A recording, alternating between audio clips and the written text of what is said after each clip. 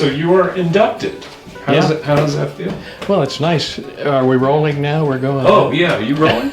I'm rolling. Okay. Yeah, we're rolling. Well, thanks for asking. No, that's always good to know. It's very nice to be inducted. I've been nominated a few times, and this, I guess it rolled in my favor this time, so I'm happy to be inducted. So tell me about your music, your band. So you're a banjo guy? Or? No, I play guitar. I've been a bluegrass musician for my whole life. And that's how I got into promoting, because I was the guy that in the band that started doing the booking and the processing of contracts and stuff. And that's the kiss of death for anybody in a bluegrass band, because you're focusing on stuff while the other guys are learning breaks and other things they want to play. So I got into bluegrass and did that, still do it. I play in a band called Sunny South, which is a local band that's been around since the 70s, actually. I haven't been with them that whole time. I'm fairly new, but so I got into promoting out of that. I started working around events, and I had a big interest in events, and so I started the concerts up at the Oregon Zoo, and then expanded those to the concerts in Seattle at the zoo there, and then developed a lot of different venues here in Portland. I was part of the original team with Edgefield and Shampooey Park and Oaks Park and up in the Rose Garden, up above the city. Did shows up there in the 90s, and big names too, like Fats Domino and some of my heroes, B.B. King, Ray Charles, Tom Jones, people like that. Not to be a name dropper, but I got involved on that level. But I always loved the more acoustic side, like the times that stand out to me now. I started the Aladdin it's hard to believe, over 30 years ago. I came in here, met with the owner, Paul Schuback, and Mo Eunice, who has the classic pianos.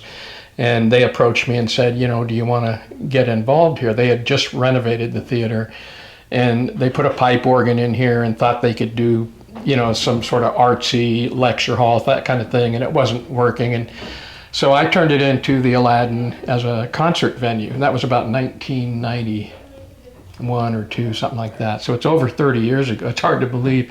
So this is almost like Old Home Week, being here at the Aladdin tonight. I've got a couple of little anecdotes I'll share when I do my little acceptance speech. But it's fun to be here today because I see all the improvements they made since I was here, and changes. And I got out of this business. Mark Adler, who worked for me as a talent buyer and sort of a general manager with me, he bought the company from me just a year before COVID hit, and that got rough. Getting through the COVID years was not a lot of fun, but I have not really been involved on anything but playing music since then. I don't promote concerts anymore, and it's a bittersweet thing because I loved the process, but I really hated the Live Nation and Ticketmaster, and all that corporatization of the music industry was problematic. I don't miss that at all.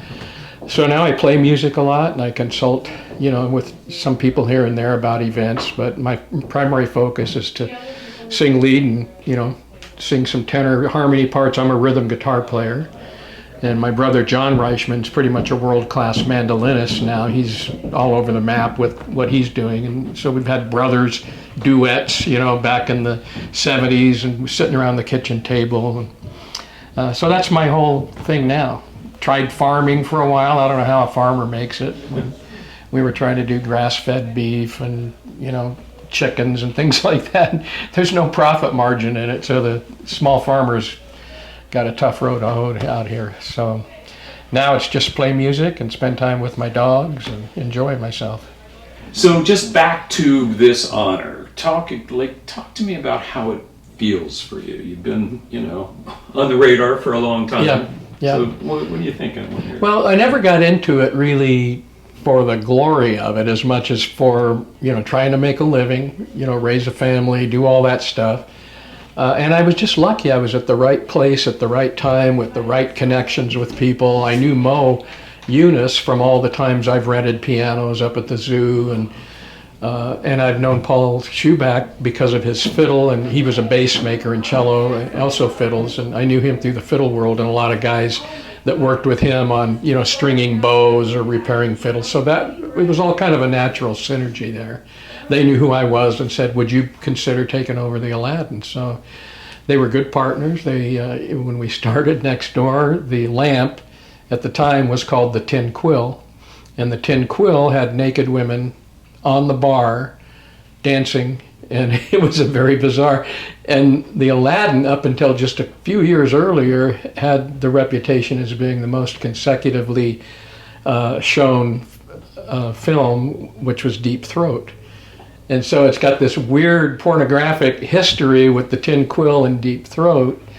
In fact, the guys we had a 35 millimeter reel up in the projection room, and the guys would cut little snippets of the film and laminate it to the Aladdin cards and hand them out to the tour. You know, everybody got a big kick out of that. Actually, one of the early bookings I did here was the Throat Singers of Tuva, which are... And so that went over real big when I had the Throat Singers, where Deep Throat had been for years and Jesus. years. Oh my God. So I was a big part of changing the whole thing of what the Aladdin became, and thank God, you know, Kelly Joe Phelps, who's no longer with us, sweet guy, I loved him. He came over one time, and I was bringing him in, and he said, you know, Steve, this is music church. And that was the highest compliment that anybody could pay me, because I didn't want sounds in there. I didn't want blenders. I didn't want cigarette smoke. And I sort of designed it to be an older demographic. And thankfully, we brought in a lot of younger demographic too, because there was more than just old people who didn't want to put up with distractions during a show. So I was lucky that I was there, and then reputation preceded me, and that's how I got recruited for different projects and ended up doing all these different venues here. I've done projects in the Napa Valley with some big, you know, I had Willie Nelson and Smokey Robinson and, you know, people like that, big names. I was never enamored of the big names except for the, like, you know, few minutes you meet them. I mean, these guys don't want to have a 15-minute relationship. They want to say hello, thanks for the date, let's do the show kind of thing. So I was fortunate in that I've met a lot of my heroes doing that. And I've never pushed it beyond that into trying to be their friend for 5 minutes.